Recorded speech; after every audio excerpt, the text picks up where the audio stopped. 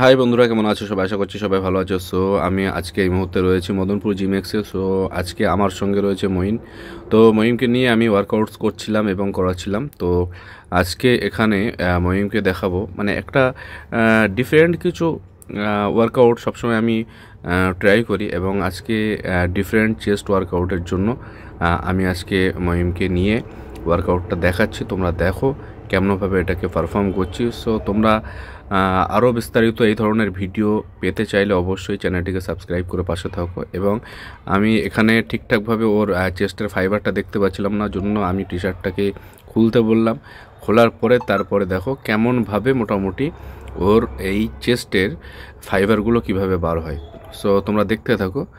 এইভাবে তোমরা ওয়ার্কআউটগুলোকে পারফর্ম করবে। এবং মদনপুরের আশেপাশে যারা আছো অবশ্যই মদনপুর জিমেক্সে একবার হলেও ভিজিট করবে, এবং তোমরা দেখবে যে কত সুন্দরভাবে এখানকার ছেলেগুলো আস্তে আস্তে দিনের পর দিন ডেভেলপ হচ্ছে।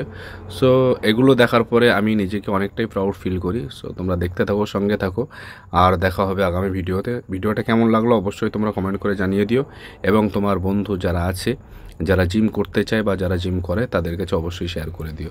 তো এরপরে মহিম জাস্ট একটু ফ্লেক্স করলো, তো দেখতেই পাচ্ছ ফাইবারটা কত সুন্দর হলো।